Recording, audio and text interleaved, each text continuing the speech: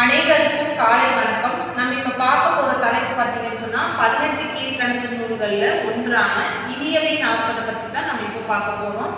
First 18 கீழ்கணக்கு நூல்கள் அப்படின்னா என்ன அப்படின்னு சொன்னா நம்முடைய சங்க இலக்கிய நூல்கள் 18 மேல்கணக்கு நூல்கள் அப்படின்னு சொல்லுவோம். அது 10 பாட்டு 8 தொகை. அதே மாதிரி 18 கீழ்கணக்கு நூல்கள் அப்படின்னு சொன்னா திருக்குறள், நாலடியார், நான்மணிக்கடிகை, இன்னா 40, இனியவை 40, ஐந்தினை 50, ஐந்தினை 70, கைக்கிளை, பெருந்திணை அப்படின்னு சொல்லப்படுற 18 நூல்கள் அப்படின்னு சொல்லப்பட்டிருக்கு. அந்த 18 நூல்களும் பார்த்தீங்கன்னு சொன்னா அறம் சார்ந்த நூல்கள் 11, அகம் சார்ந்த நூல்கள் அப்படின்னு பார்த்தீங்கன்னு சொன்னா ஒரு 6, புறம் சார்ந்த நூல் அப்படின்னு சொன்னீங்கன்னா ஒன்னே மொத்தம் 18 நூல்கள் அடங்கியதான் 18 கீழ்கணக்கு நூல்கள். அதுல பார்த்தீங்கன்னு சொன்னா ஒன்று இனியவை 40. இந்த தலைப்பே பார்த்தீங்கன்னு சொன்னா இனியவை 40. வாழ்க்கையில ஒவ்வொரு மனிதனுக்கும் இனியவை அப்படின்னா இனிமை தரக்கூடிய விஷயங்களை பேசப்படுற நூல் தான் இனியவை. எதெல்லாம் கடைபிடித்தா அவனுக்கு இன்பத்தை தரும் அப்படின்னு சொல்லப்பட்டிருக்கிற நூல் தான் இந்த இனியவை 40. இந்த 40 அப்படின்றது அந்த நூலில் சொல்லப்பட்டிருக்கிற மொத்த பாடலினுடைய எண்ணிக்கை பார்த்தீங்கன்னு சொன்னா 40. அதனாலதான் பாடலினுடைய எண்ணிக்கை வச்சு நூலினுடைய பெயரையும் இனியவை 40 அப்படின்னு சொல்லியிருக்காங்க. இந்த இனியவை 40 என்னுடைய ஆசிரியர் யார் அப்படின்னு பார்த்தீங்கன்னா பூதம் சேத்தனார். தமிழாசிரியர் மகனார் பூதம் சேத்தனார் அப்படின்னு சொல்லி தான் இவர் அடைமொழிட்டு சொல்லுவாங்க. இந்த 40 பாடல்களும் 40 வெண்பாக்களால் சொல்லப்பட்டிருக்கிற ஒரு இலக்கணம் சார்ந்த ஒரு நூல் தான். வெண்பாக்களால் அமைய பெற்ற நூல். ஒரு மனிதன் வாழ்க்கையில் இனிமை தரக்கூடிய விஷயங்கள் எதெல்லாம் அப்படின்னு இருக்கோ அது அத்தனையும் இந்த இனியவை 40 சொல்லப்பட்டிருக்கு. இந்த இனியவை 40 பார்த்தீங்கன்னு சொன்னா ஏவாது மாறா இளம் கிழமை முன் இனிது. ஏவாது அப்படின்னு சொன்னா ஏற்கு மாறாக ஏதாவது சொன்னோம்னு சொன்னா அதுக்கு எதிர்ப்பதமா பேசாமல் அதை அப்படியே ஏற்றுக்கொள்ளுகின்ற மகனை பெற்ற பெற்றோர்களுக்கு அது சந்தோஷத்தை தரும். முன் இனிது. நம்ம வீட்டில் பேரண்ட்ஸ் பெற்றோர்கள் ஒரு விஷயத்த சொல்றாங்கன்னு சொன்னா நம்மளுடைய வாழ்க்கைக்கு நல்லது மட்டும்தான் சொல்லுவாங்க.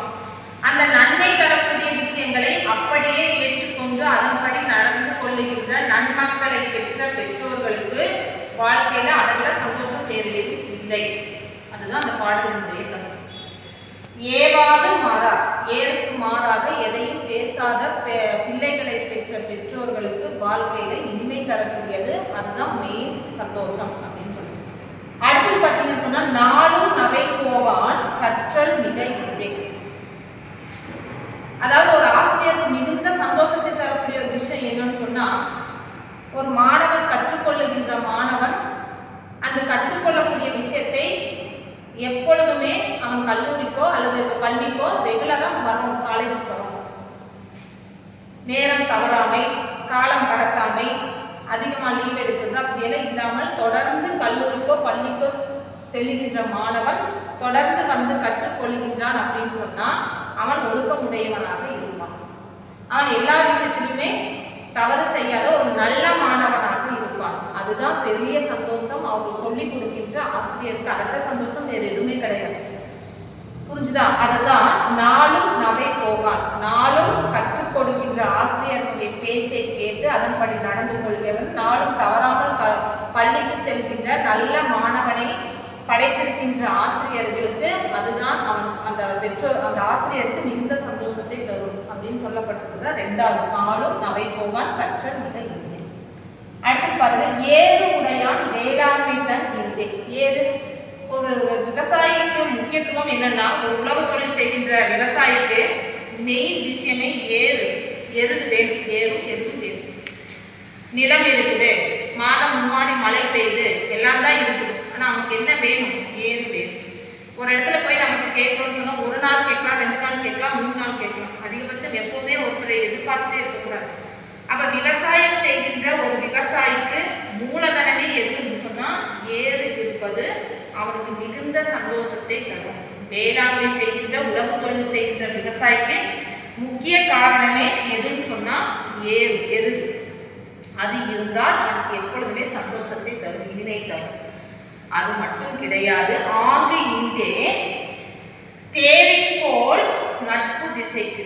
தேரின் போல் நம்மளுடைய நட்பு எப்பேற்பட்டதுன்னா செல்லும் இடமெல்லாம் நல்லா பேசக்கூடியவர்களாக இருக்கணும், நல்ல பழகக்கூடிய மனிதர்கள் இருக்கணும், நம்மளும் நல்லா பழகணும். செல்லும் இடமெல்லாம் நம்முடைய உறவுகளை பயன்படுத்திக்கணும், உறவுகளை மேம்படுத்திக்கணும். அந்த உறவுகளோடு பேசக்கூடிய அளவுக்கு நம்மளுடைய மனசு என்னது, நட்போட பழகக்கூடிய அளவுக்கு நம்முடைய மனம் இருக்க வேண்டும். அப்போ நம்ம நல்லவங்களா இருந்தால் தான் நம்மளை எல்லாரும் விரும்புவாங்க. புரிஞ்சா? யார்கிட்டவும் நம்ம பேச மாட்டோம்னு சொன்னால் நம்மளுடைய உறவுகள் எப்போதுமே நம்ம மட்டுமே தனியாக இருக்கும். செல்லும் இடமெல்லாம் 8 திசைக்கு செல்லும் இடமெல்லாம் நம்முடைய நட்பு பரவ வேண்டும், செல்லும் இடமெல்லாம் நம்முடைய உறவு மேம்பட வேண்டும் அப்படின்னு சொன்னால் அது நம்முடைய வாழ்க்கையில் நம்ம என்ன சம்பாதிச்சு போகிறோம், உறவுகளை தான் சம்பாதிச்சு போகிறோம். அந்த உறவுகள் நமக்கு எப்பவுமே வேணும்னு சொன்னால் செல்லும் இடமெல்லாம் நம்முடைய பழகும் தன்மை இனிமை தரக்கூடியதாக இருக்க வேண்டும். இதுதான் இந்த பாடலில் சொல்லப்பட்டிருக்கிற 4 கருத்து. 1, ஏவாது எதிர்ப்பதமாக பேசாத நன்மக்களை பெற்றோர்களுக்கு இனிமை தரக்கூடியது. எப்பொழுதுமே பள்ளிக்கு செல்லக்கூடிய மாணவன் ஆசிரியர் சொல்படி கேட்டு நடந்து கொண்டால் அது ஆசிரியருக்கு இனிமை தரக்கூடிய விஷயம். ஒரு விவசாயி அவனுக்கு எது வேணும் முக்கியம், ஏறு இருப்பது அவனுக்கு விவசாயத்துக்கு இனிமை தரக்கூடியதாக இருக்கும். நம்முடைய நட்பு என்பது எப்படி இருக்குன்னா, செல்லும் இடமெல்லாம் நம்முடைய உறவுகள் மேம்பாடாக இருக்க வேண்டும், மேம்பாடாக இருக்க வேண்டும்.